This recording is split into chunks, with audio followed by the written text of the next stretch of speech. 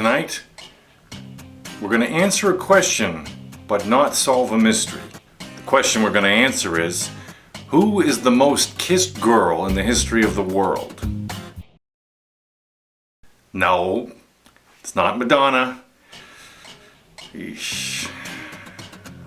If I were to ask you to think of the most kissed woman in the world, you'd probably think of a sex symbol celebrity. Someone known to be promiscuous, maybe. It was the late 1880s. The body of a beautiful and approximately 16-year-old girl was dragged out of the Seine River in Paris. Who was this girl? How did she end up being a corpse in a river? These questions have never been answered. The body showed no sign of a struggle, and it was assumed to be a case of suicide. At least that's what some thought. The authorities soon took the body of the girl to the Paris morgue. It was displayed at the mortuary to see if someone would turn up with positive identification of the girl. But no one ever did.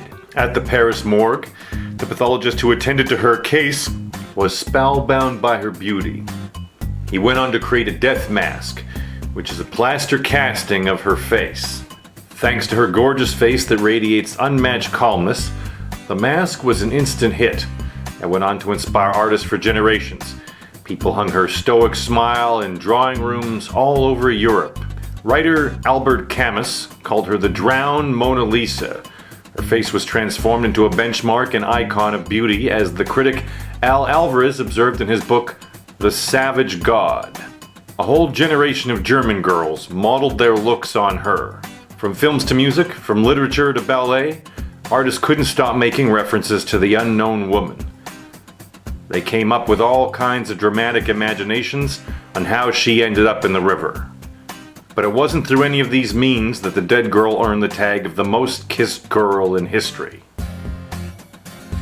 Nobody ever figured out who she was, so she's only been referred to as the unknown woman of the Seine. Asmund Lardal was a toy manufacturer settled in Norway. There was one time his 2-year-old son almost drowned in water. This could have been a tragedy, but he was just pulled back in time. Lardal forced the water out of his son's lungs and saved him. Around that same time, Austrian physician Peter Safar and a group of researchers had perfected a new resuscitation method, CPR. The team of researchers contacted Asmund Lardal, and they demonstrated how to do CPR. Lardal was impressed. He took it upon himself to create a dummy where people could practice life-saving methods like CPR. Lardal had already started using plastic as a raw material for his toys. Inspired by his experience of saving his son's life and driven by toy-making expertise, he went on to make full-size mannequins where people could practice resuscitation methods. Just one problem. What face should the mannequins have? And they had the face. The woman of the Seine.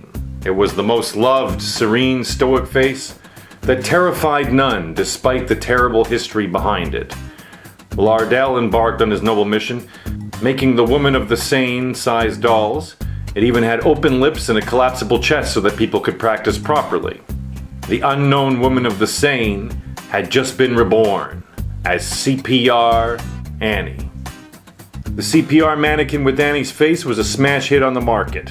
Yes, there were other models available on the market, but this was the pioneer. Her calm face would go on to teach millions how to perform critical rescue acts, and it went on to save many lives. These staggering numbers that continued to flourish over a long time are the reason why Rescue Annie is tagged as the most kissed woman in history, because the procedures included mouth-to-mouth contact. According to a number released by the Lardal Company, approximately 2 million lives were rescued by CPR. Annie passed away as an unknown, but she went on to save lives post her death. There is an alternate theory, though. Not every person buys the story of Rescue Annie. The biggest question raised is, could a body lying in the river have retained its facial features after several hours? Exposure to water for a long time would have blemished her face. Some say the face could have belonged to a live model, but cloaking it under the mystery of Rescue Annie would have been deliberately done to establish it as an icon. Or it is possible that the imprint was taken from the dead girl itself. Still, some of the scarred features might have been aesthetically replaced to give her that pleasing countenance. We'll never know the truth, though. Forever she'll be shrouded in mystery, sparking imaginations and tales. Look at her face for a while. It's like she's having some pleasant dream. So, what do you guys think? Is this a real murdered girl found on the banks of the Seine River? Or was she created in order to properly market a CPR doll? And how many of you out there have kissed those lips? The lips of a girl whose name you don't know. The lips of a girl who's been kissed by millions of other people.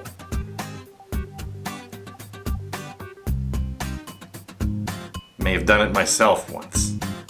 Thank you for watching Murder, Monsters, and Mysteries.